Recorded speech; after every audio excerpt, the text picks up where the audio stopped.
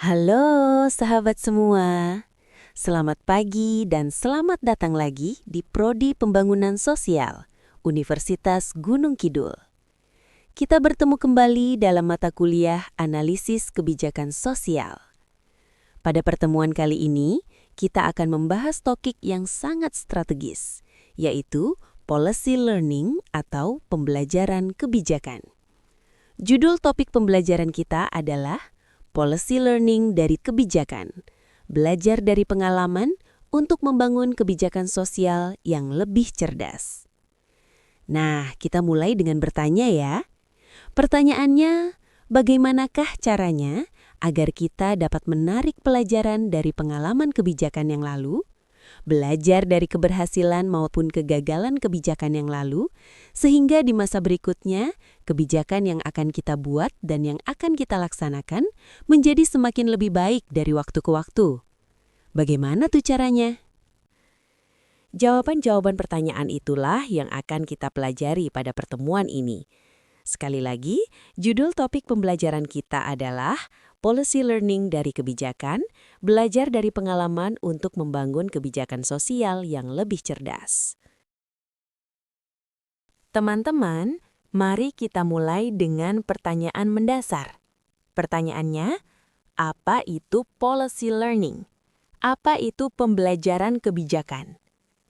Nah, bayangkan seorang dokter yang terus belajar dari setiap pasien yang ia tangani. Dari pasien pertama, ia belajar bahwa obat A efektif untuk gejala tertentu. Dari pasien kedua, ia belajar bahwa ada efek samping yang perlu diwaspadai. Dari pasien ketiga, ia belajar bahwa kondisi pasien mempengaruhi respons terhadap obat. Pengetahuannya terus bertambah dan praktiknya semakin baik. Itulah learning. Analogis dengan dokter itu, secara formal, policy learning adalah proses dinamis di mana para aktor kebijakan, pejabat, birokrat, akademisi, LSM, dan pekerja sosial seperti kalian menarik pelajaran untuk merevisi atau memperkuat keyakinan dan preferensinya berdasarkan pengalaman dan informasi baru dari waktu ke waktu. Ini bukan sekadar mengumpulkan data atau laporan. Lebih dari itu, ini adalah perubahan dalam cara berpikir, cara memahami masalah, dan cara merancang solusi. Policy learning menjembatani 3 dimensi waktu. Ia belajar dari masa lalu, apa yang berhasil dan apa yang gagal. Ia juga belajar di masa kini, menyesuaikan kebijakan dengan kondisi terkini. Dan ia mempersiapkan masa depan, membangun pengetahuan untuk tantangan di masa yang akan datang. Dengan policy learning, kebijakan tidak statis, tapi terus berkembang, menjadi lebih cerdas dan lebih responsif terhadap perubahan. Bagi kita, pekerja sosial dan pemberdaya masyarakat, kita adalah agen pembelajaran yang paling penting. Setiap hari, kita berinteraksi dengan masyarakat. Kita melihat langsung bagaimana kebijakan bekerja atau tidak bekerja. Pengalaman lapangan kita adalah sumber belajar yang tak ternilai. Nah, tugas kita adalah memastikan bahwa pengalaman itu tidak berhenti di catatan harian, tapi menjadi masukan yang mengubah kebijakan. Mungkin di benak saudara bertanya, "Pak, bukannya belajar itu urusan akademisi dan peneliti? Saya kan pekerja sosial di lapangan. Tugas saya mendampingi masyarakat." Nah, jawaban kita adalah, justru karena kita di lapangan, maka kita adalah aktor utama dalam policy learning. Coba ingat, siapa yang paling pertama tahu bahwa prosedur pencairan bantuan terlalu rumit sehingga warga kesulitan? Siapa yang paling cepat merasakan bahwa pendekatan tertentu tidak cocok dengan budaya lokal? Tentu kalian, para pekerja sosial yang setiap hari bersama masyarakat. Pengalaman kalian adalah data real-time yang tak ternilai harganya. Tanpa policy learning, kita akan terus mengulangi kesalahan yang sama. Program yang gagal 5 tahun lalu, dijalankan lagi dengan desain yang sama, dan gagal lagi. Ini terjadi karena tidak ada mekanisme untuk belajar dari pengalaman. Dengan policy learning, kita bisa memutus siklus kegagalan berulang ini. Policy learning juga memperkuat peran strategis kita sebagai pemberdaya masyarakat. Kita bukan sekadar pelaksana teknis yang menjalankan perintah dari atas. Kita adalah praktisi yang reflektif, yang terus berpikir, menganalisis, dan memberikan masukan. Kita adalah jembatan yang menghubungkan realitas lapangan dengan ruang-ruang kebijakan. Dan yang terpenting, policy learning membantu kita menjadi pekerja sosial yang lebih baik dan lebih baik. Kita tidak hanya bekerja berdasarkan rutinitas, tapi terus belajar, terus bertanya, terus mencari cara yang lebih efektif untuk memberdayakan masyarakat. Inilah esensi dari profesionalisme sejati. Kita harus dapat memutus siklus kegagalan kebijakan yang berulang. Teman dan saudaraku sekalian, studi tentang policy learning telah berkembang dengan berbagai konsep dari para ahli. Mari kita bedah tipe-tipe utama yang perlu kita kenali. Pertama, government learning dari Etheridge. Ini adalah tipe pembelajaran yang paling sederhana. Fokusnya pada peningkatan efisiensi administrasi dan manajemen publik. Kita, pekerja sosial dan masyarakat di lapangan, belajar bagaimana menjalankan program lebih efektif, bagaimana menggunakan anggaran lebih efisien, bagaimana memperbaiki prosedur. Walau belum menyentuh substansi kebijakan, tapi ini penting. Bayangkan apa saja dampaknya jika kita tidak belajar seperti itu. Kedua, lesson drawing dari Richard Rose. Ini adalah proses mempelajari kebijakan dari daerah lain atau waktu lainnya untuk diterapkan di konteks daerah sendiri. Misalnya, Indonesia belajar dari Brazil tentang program Conditional Cash Transfer, lalu mengadaptasinya menjadi PKH. Lesson drawing ini bisa bersifat meniru, memodifikasi, atau hanya mengambil inspirasi. Istilah populernya adalah ATM, amati, tiru, modifikasi. Bayangkan apa saja dampaknya jika kita tidak belajar seperti itu. Ketiga adalah social learning dari Peter Hall. Ini adalah tipe pembelajaran yang paling mendalam. Kita bukan sekadar belajar hal-hal teknis, tapi juga perubahan paradigmatis dalam keyakinan kita, tentang apa tujuan kebijakan yang seharusnya dan apa instrumen kebijakannya yang paling tepat. Misalnya nih, perubahan paradigma kita, yang dari kebijakan sentralistik menjadi kebijakan desentralistik, atau perubahan paradigma dari pendekatan karitatif ke pendekatan hak. Ini mengubah kerangka berpikir secara mendasar yang pasti akan mempengaruhi, secara signifikan, isi kebijakan. Nah, bayangkanlah, apa saja dampaknya jika kita tidak belajar seperti itu. Keempat, policy-oriented learning dari Paul Sabatier. Ini adalah pembelajaran jangka panjang yang terjadi dalam jaringan advokasi atau advocacy coalition. Para aktor dengan keyakinan yang sama belajar dari pengalaman, riset, dan interaksi dengan koalisi lain, dan secara bertahap memperkuat atau merevisi keyakinan mereka. Teman-teman, keempat tipe ini berbeda dalam siapa yang belajar, apa yang dipelajari, dan tingkat kedalaman dampaknya pada kebijakan. Sebagai pekerja sosial, kita perlu memahami perbedaan ini, agar tahu jenis pembelajaran apa yang sedang kita butuhkan dan bagaimana cara mendorongnya. Lanjutkan ya. Saudaraku sekalian, policy learning bukan proses abstrak yang terjadi begitu saja. Ia bisa dimodelkan dalam sebuah siklus sederhana namun sangat kuat. Mari kita pelajari langkah-langkahnya. Langkah pertama adalah identifikasi keyakinan awal. Setiap kebijakan didasarkan pada asumsi-asumsi. Misalnya, kita percaya bahwa dengan memberikan pelatihan keterampilan, maka pengangguran akan berkurang. Ini adalah keyakinan awal kita atau asumsi kita di awal. Maka, penting untuk membuat dan mengungkap asumsi ini secara eksplisit agar bisa diuji.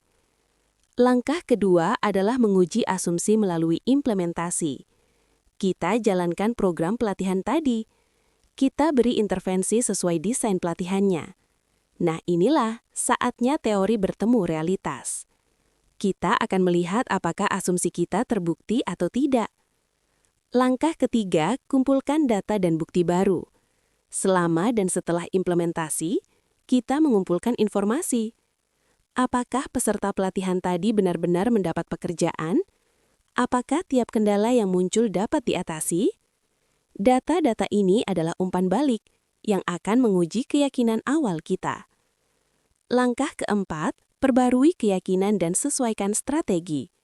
Berdasarkan bukti-bukti di langkah ketiga, kita merevisi pemahaman kita.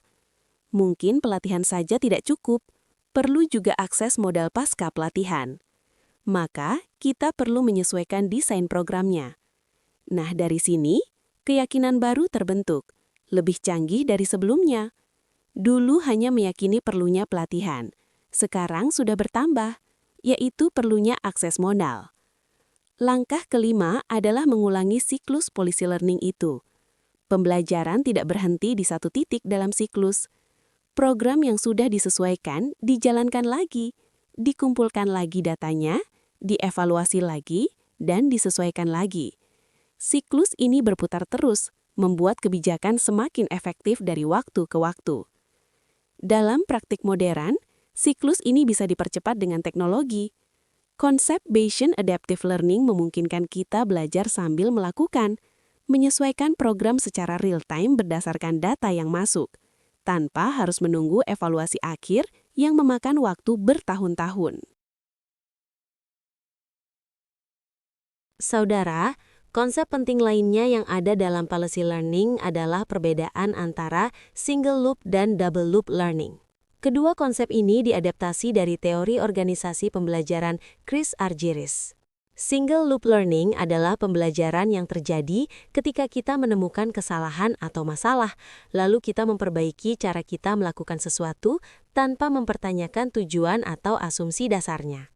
Analoginya seperti termostat yang mendeteksi suhu ruangan terlalu panas, lalu dia langsung mematikan pemanas. Ia bekerja sesuai dengan setting yang sudah ditentukan, tidak bertanya apakah suhu 22 derajat memang yang terbaik. Dalam kebijakan sosial, single loop learning terjadi ketika kita melihat program tidak mencapai target, lalu kita perbaiki prosedur, tambah staf, perbaiki sistem monitoring. Saat seperti ini, kita hanya bertanya apakah kita melakukan sesuatu secara benar atau do things right. Double loop learning adalah level yang lebih dalam. Di sini, kita tidak hanya memperbaiki cara, tapi juga mempertanyakan tujuan dan asumsi dasarnya. 3 hal yang kita pertanyakan: tujuan, cara, dan asumsi dasar kebijakan.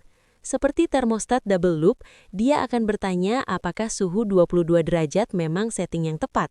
Mungkin kita perlu 20 derajat untuk menghemat energi atau 24 derajat untuk kenyamanan yang berbeda. Dalam kebijakan sosial, double loop learning terjadi ketika kita mempertanyakan tujuan program itu sendiri. Kita bertanya, apakah program pelatihan kerja ini memang cara yang tepat untuk mengatasi pengangguran? Mungkin akar masalahnya bukan karena rendahnya keterampilan, tapi karena tidak ada lapangan kerja. Jika akar masalah memang karena tidak ada lapangan kerja, maka tujuan kebijakannya harus diubah, bukan sekadar caranya.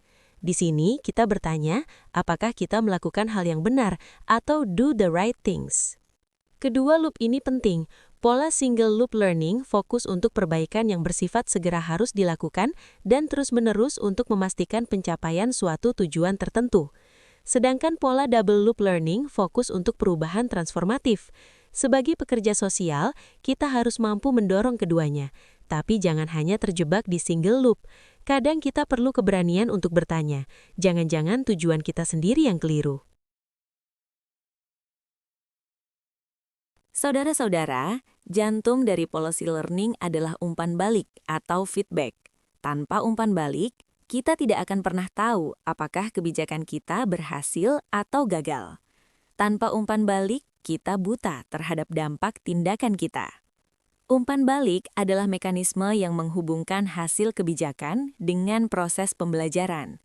Ia memberi informasi tentang apa yang terjadi sebagai akibat dari kebijakan yang kita ambil. Informasi ini kemudian menjadi bahan untuk merevisi atau memperkuat keyakinan dan praktik kita.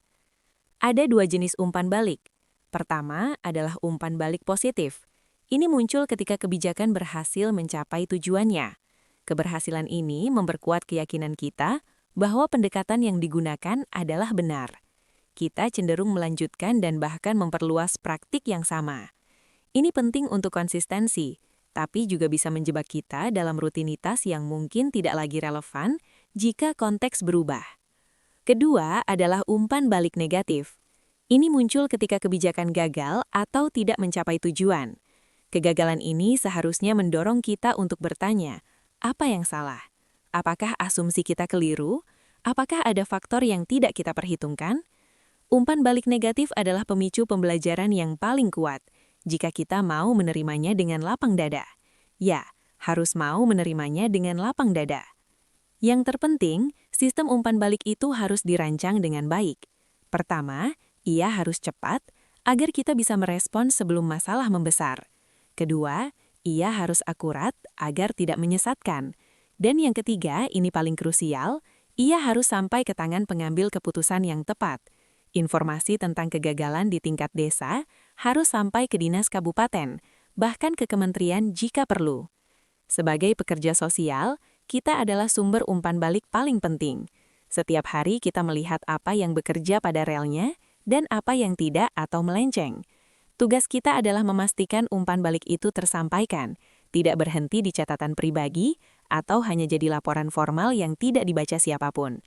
Dan umpan balik itu harus cepat, akurat, berbasis bukti, dan sampai ke tangan pengambil keputusan yang tepat.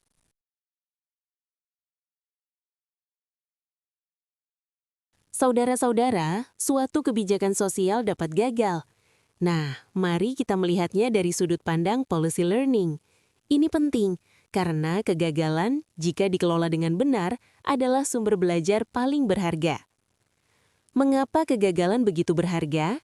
Karena ia memberi petunjuk langsung tentang apa yang tidak bekerja.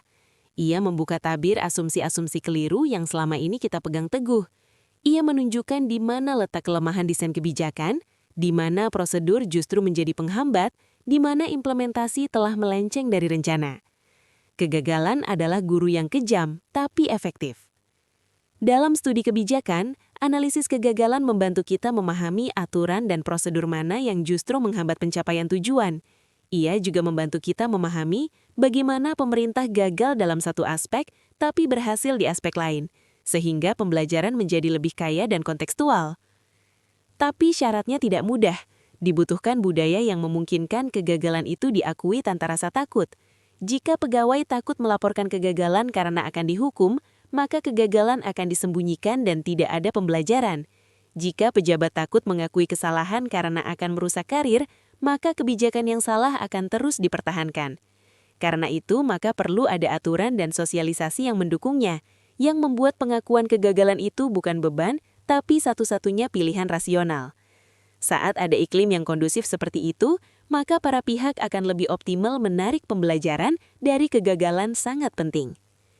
Sebagai pekerja sosial atau pemberdaya masyarakat atau analis kebijakan, kita harus berani mengakui kegagalan, bukan untuk mencari kambing hitam, tapi untuk memahami apa yang sebenarnya terjadi.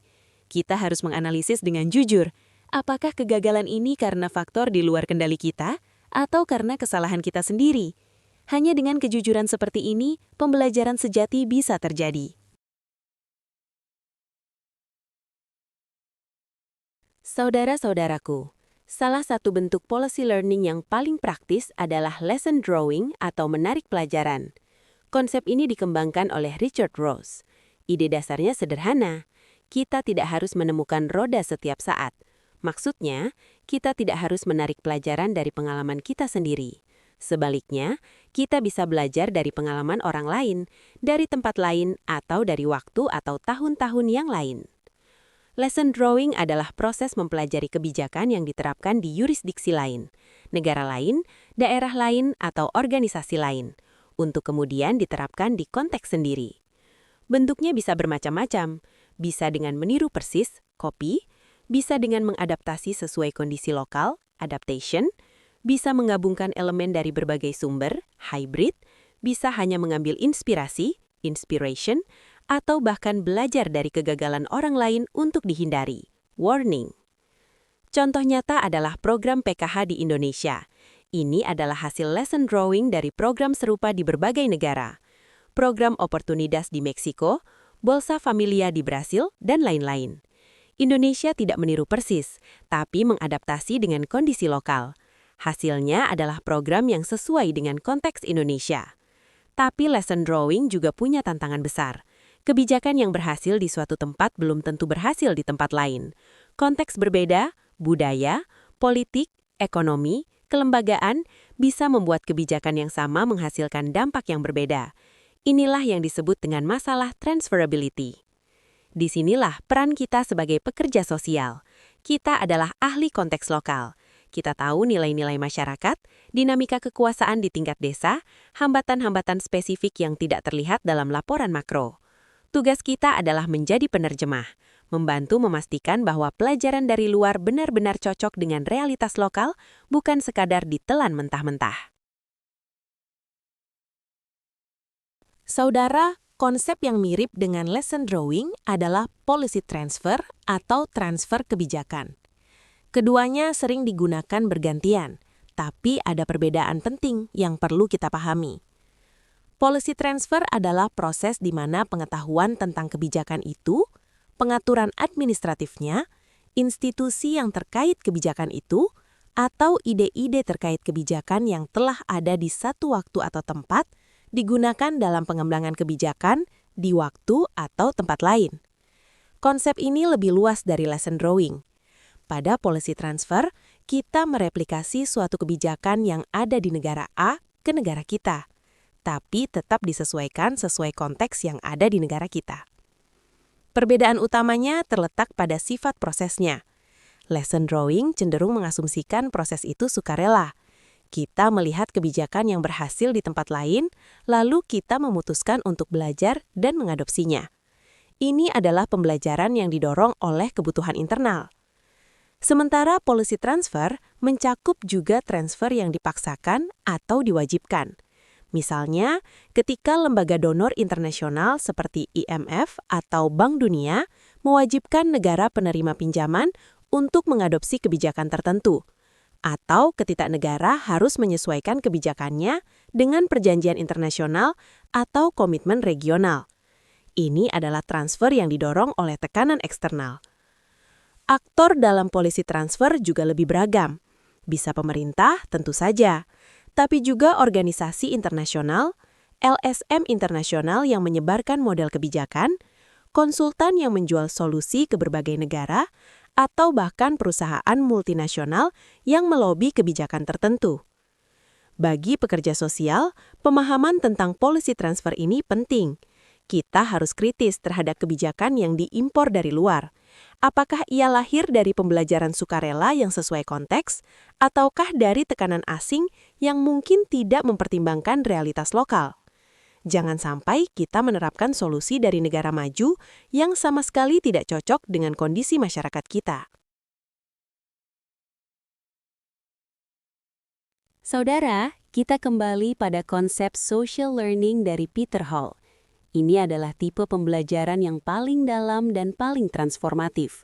Mari kita dalami lebih lanjut. Social learning adalah proses di mana terjadi perubahan dalam keyakinan tentang tujuan kebijakan dan instrumen yang tepat untuk mencapainya. Ini bukan sekadar belajar teknis tentang bagaimana menjalankan program lebih efisien. Ini adalah perubahan dalam kerangka berpikir yang mendasari kebijakan itu sendiri. Jadi, hal yang dapat berubah meliputi kerangka pikir kebijakan, tujuan kebijakan, serta strategi pencapaian tujuan kebijakan. Contoh klasik adalah pergeseran dari pendekatan kesejahteraan sosial yang bersifat karitatif ke pendekatan berbasis hak. Dulu, bantuan untuk orang miskin dianggap sebagai amal, kebaikan hati penguasa. Sekarang, semakin banyak yang meyakini bahwa bantuan sosial adalah hak warga negara, bukan belas kasihan. Perubahan ini mengubah seluruh desain kebijakan, dari program yang diskresioner dan tidak pasti, menjadi program yang terstruktur dan dapat dituntut. Contoh lain adalah pergeseran dari pendekatan sentralistik ke desentralistik. Dulu, semua kebijakan dirancang di Jakarta dan dijalankan seragam di seluruh Indonesia. Sekarang kita meyakini bahwa daerah lebih tahu kebutuhan mereka, sehingga kebijakan harus memberikan ruang bagi adaptasi lokal.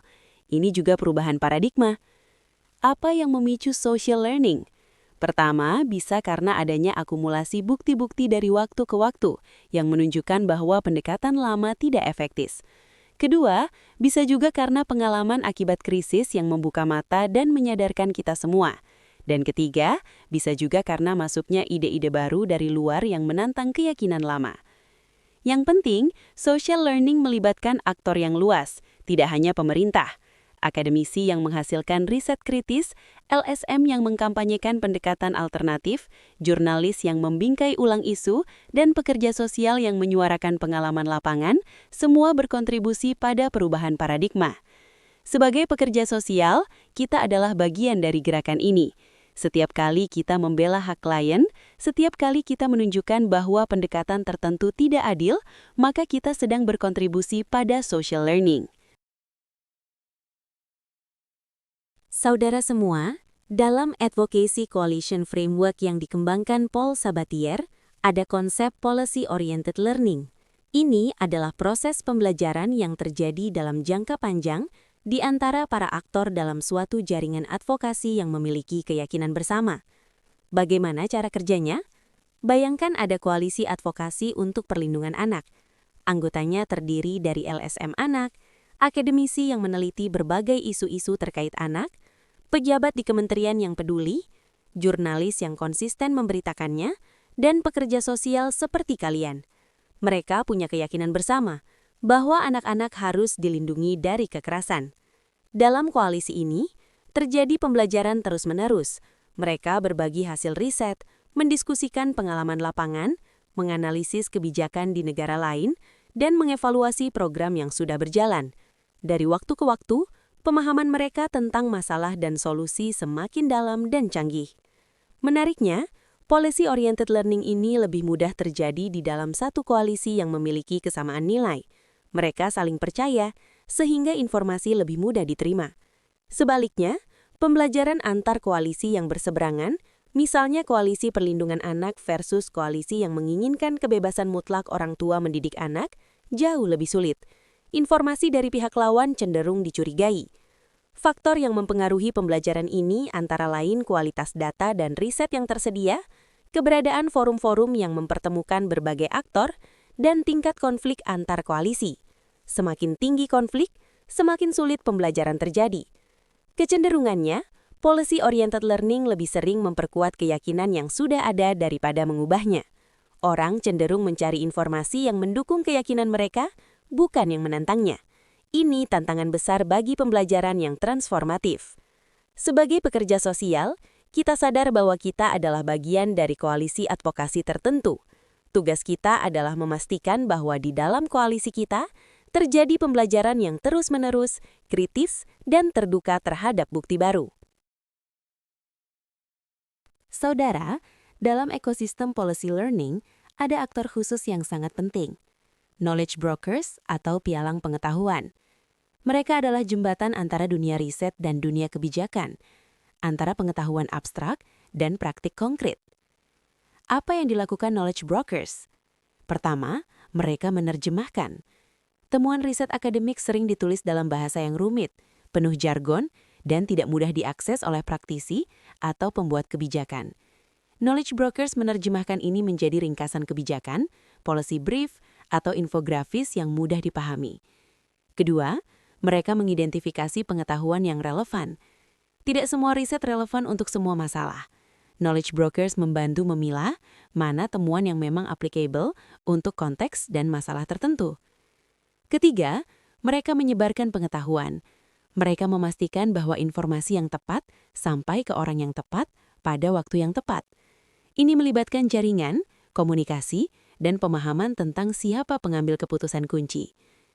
Knowledge brokers bisa berupa perorangan, seorang akademisi yang rajin menulis opini di media, atau birokrat yang paham riset.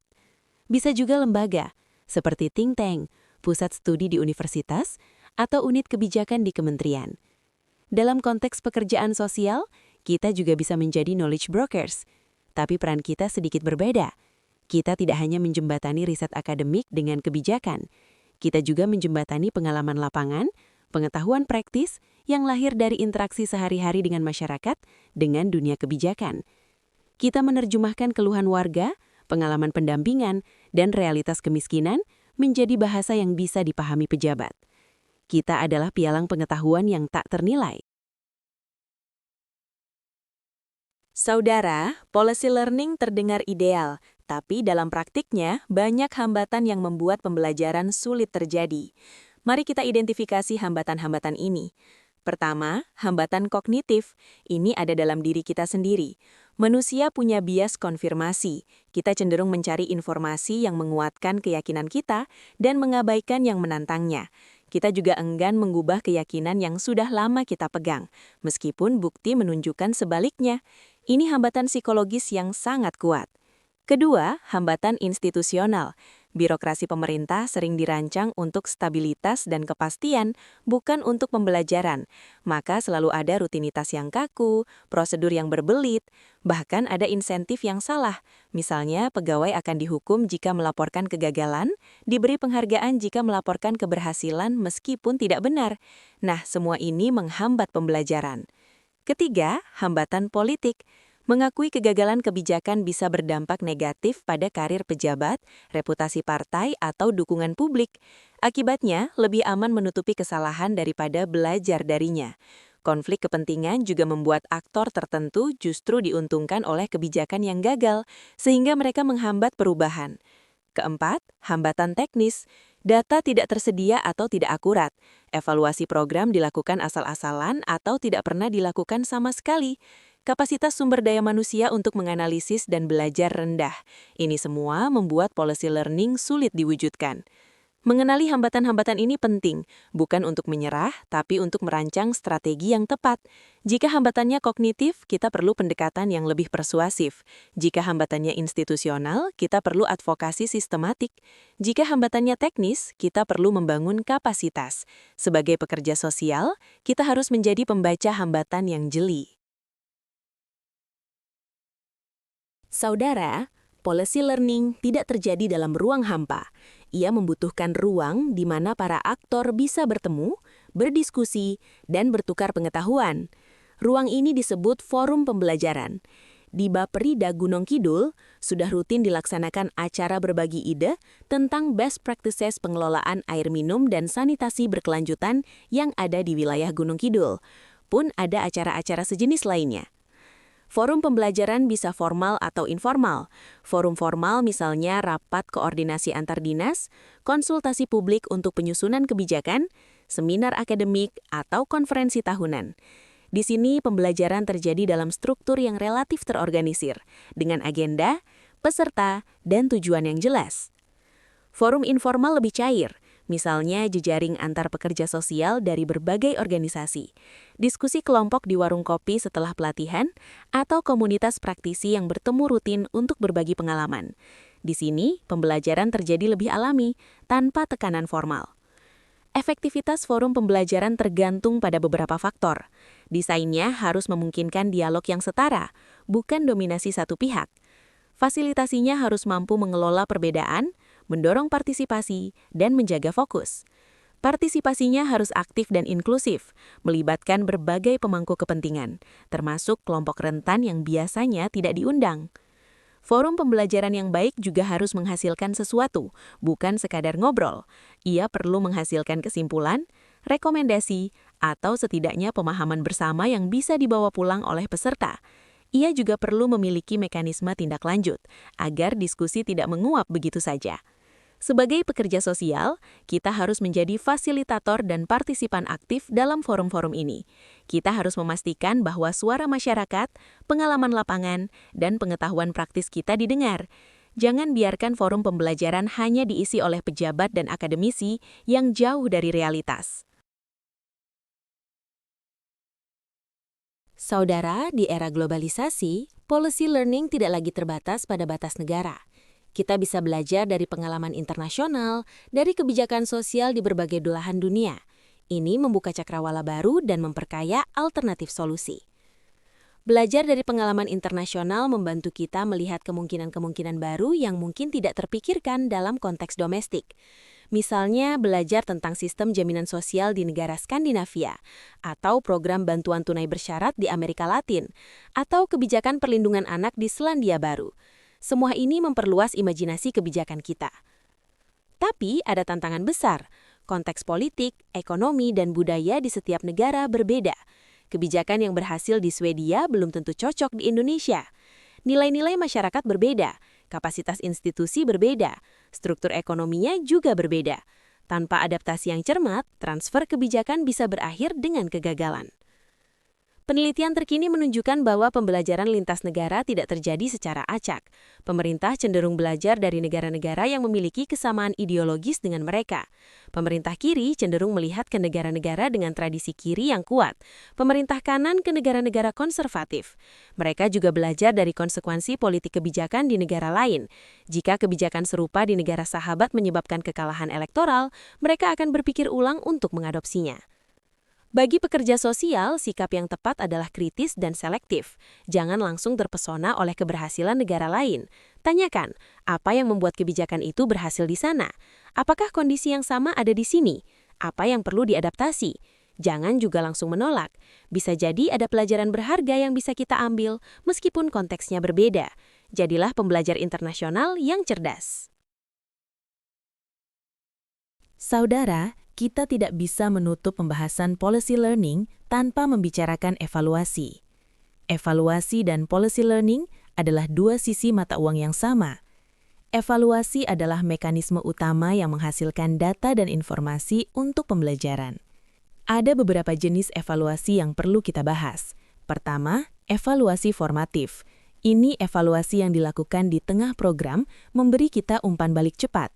Ia memungkinkan kita belajar sambil berjalan, menyesuaikan strategi sebelum terlambat.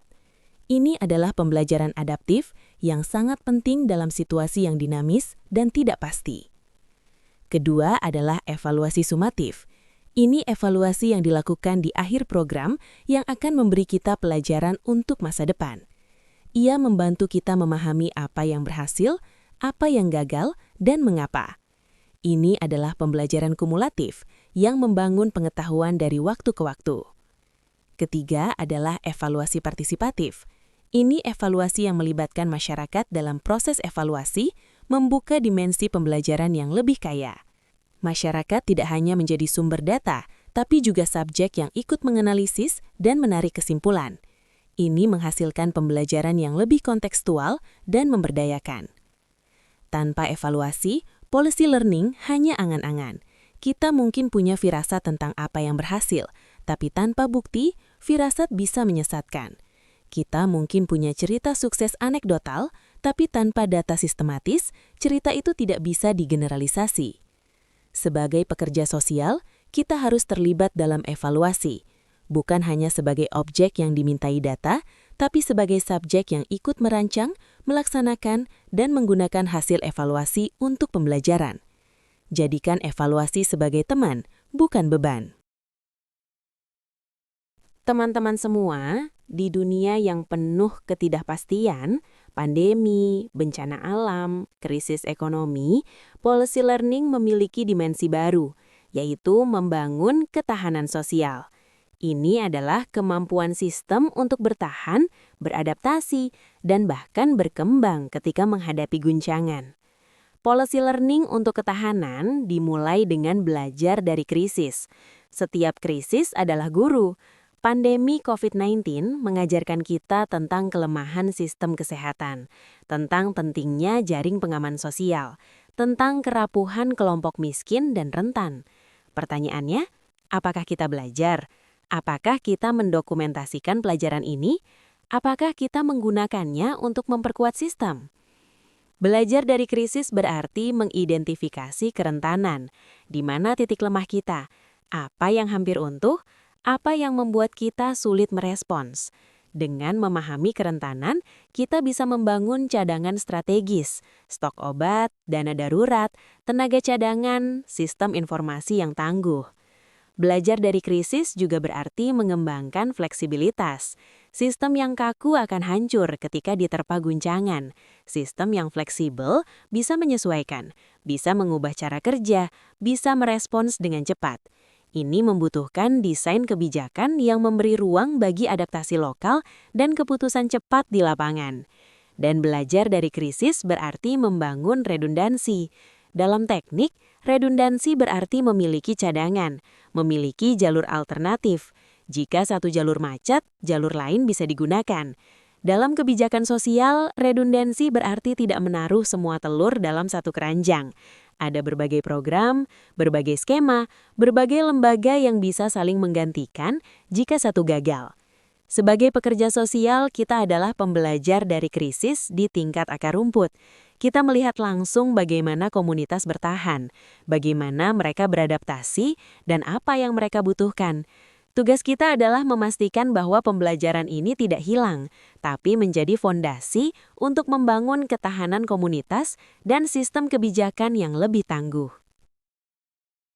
Saudara, setelah mempelajari berbagai konsep, kita perlu merenungkan apa saja yang menentukan keberhasilan pembelajaran kebijakan atau policy learning. Akankah dia hanya menjadi wacana? Ada beberapa variabel kuncinya. Pertama, ketersediaan data dan sistem informasi. Pembelajaran butuh bahan. Tanpa data yang akurat, tepat waktu, dan relevan, kita buta. Sistem informasi yang baik memungkinkan kita melacak perkembangan, membandingkan antar wilayah, dan mendeteksi masalah sejak dini. Investasi dalam data adalah investasi dalam pembelajaran. Kedua, kapasitas sumber daya manusia. Data tersedia, tapi tidak ada yang bisa menganalisis, percuma. Dibutuhkan orang-orang dengan keterampilan analisis, pemikiran kritis, dan kemampuan menarik pelajaran. Ini berarti pelatihan, pendidikan, dan pengembangan kapasitas yang berkelanjutan. Ketiga, dukungan kepemimpinan. Jika pemimpin tidak peduli pada pembelajaran, jika mereka lebih suka asumsi daripada bukti, jika mereka menutup diri dari kritik, maka pembelajaran akan mati. Kepemimpinan yang mendorong budaya belajar, yang memberi contoh dengan meminta masukan, dan yang berani mengakui kesalahan adalah kunci. Keempat, forum dan mekanisme pembelajaran. Harus ada ruang di mana orang bisa bertemu, berdiskusi, dan bertukar pengetahuan. Forum formal seperti rapat evaluasi dan forum informal seperti jejaring praktisi, keduanya penting. Yang terpenting forum ini harus aman, di mana orang bisa berbicara terbuka tanpa takut dihukum. Kelima, insentif yang tepat. Jika sistem menghukum kegagalan dan hanya memberi penghargaan pada keberhasilan semu, maka orang akan menyembunyikan kesalahan dan pembelajaran tidak terjadi. Insentif harus dirancang untuk mendorong kejujuran, eksperimentasi, dan pembelajaran dari kegagalan. 5 variabel ini harus diperhatikan jika kita ingin policy learning benar-benar terjadi dalam sistem kebijakan sosial kita. Kita lanjut lagi ya. Saudara-saudara, ada satu perangkap penting dalam policy learning yang perlu kita waspadai, yaitu isomorfisme. Ini adalah kondisi di mana kebijakan menyebar dan diadopsi bukan karena terbukti efektif, tapi karena tekanan untuk menjadi mirip dengan yang lain. Isomorfisme bisa terjadi dalam 3 bentuk. Pertama, isomorfisme koersif, tekanan dari atas atau dari luar. Misalnya, pemerintah pusat mewajibkan semua daerah mengadopsi program tertentu tanpa mempertimbangkan kesesuaian lokal, atau lembaga donor mensyaratkan kebijakan tertentu sebagai syarat pinjaman. Kedua, isomorfisme mimetik, meniru karena ketidakpastian. Ketika tidak tahu harus berbuat apa, kita cenderung meniru apa yang dilakukan orang lain, terutama yang dianggap sukses. Ini seperti ikut-ikutan. Banyak daerah mengadopsi program yang sedang tren, tanpa analisis mendalam apakah cocok dengan masalah mereka. Ketiga, isomorfisme normatif, tekanan dari profesionalisasi. Ketika para profesional, ekonom, perencana, pekerja sosial dididik dengan paradigma yang sama, mereka cenderung merekomendasikan solusi yang sama dimanapun mereka bekerja. Ini menciptakan keseragaman, tapi belum tentu efektivitas. Masalahnya, isomorfisme terlihat seperti policy learning. Ada adopsi kebijakan, ada penyebaran praktik. Tapi yang didorong bukanlah pembelajaran substantif, melainkan kebutuhan legitimasi. Ingin terlihat modern, ingin terlihat mengikuti standar internasional, ingin diterima dalam komunitas global. Akibatnya, kebijakan yang populer tapi belum tentu efektif menyebar luas. Sumber daya terbuang untuk program yang tidak sesuai konteks. Dan yang paling parah, masyarakat tidak mendapat manfaat yang dijanjikan. Sebagai pekerja sosial, kita harus kritis. Ketika ada kebijakan baru yang diadopsi dari luar, tanyakan, apakah ini benar-benar hasil pembelajaran dari bukti? Ataukah ini hanya isomorfisme, ikut-ikutan tren? Jangan mudah terpukau oleh popularitas. Tanyakan bukti efektivitasnya dalam konteks kita. Saudara-saudaraku yang saya banggakan, Kita telah menempuh perjalanan panjang, membahas konsep-konsep dalam policy learning pada kebijakan sosial, mulai dari definisi, tipe-tipe, siklus, hambatan, hingga isomorfisme. Sekarang, pada bagian penutup ini, saya ingin mengajak saudara merenung. Apa komitmen kita sebagai calon pekerja sosial? Pertama, jadilah pembelajar sejati. Ini bukan slogan, ini adalah sikap hidup. Teruslah merefleksikan pengalaman. Setiap hari, tanyakan pada diri sendiri, apa yang saya pelajari hari ini? Apa yang berhasil? Apa yang gagal? Mengapa? Terbukalah pada umpan balik, dari klien, dari rekan, dari atasan. Kritik bukan ancaman, tapi vitamin untuk pembelajaran. Kedua, dokumentasikan. Pengalaman yang tidak didokumentasikan akan hilang di telan waktu. Buat catatan, tulis apa yang kalian lakukan, apa yang kalian amati, apa yang kalian simpulkan. Praktik baik harus diabadikan agar bisa ditiru. Kegagalan juga harus dicatat agar tidak diulangi. Dokumentasi ini adalah warisan berharga bagi pekerja sosial berikutnya. Ketiga, bangun jaringan pembelajaran. Jangan belajar sendirian. Cari teman diskusi, bentuk komunitas praktisi, hadiri forum-forum, bertukar pengalaman dengan pekerja sosial dari daerah lain. Belajar dari akademisi, dari pembuat kebijakan, dari masyarakat sendiri.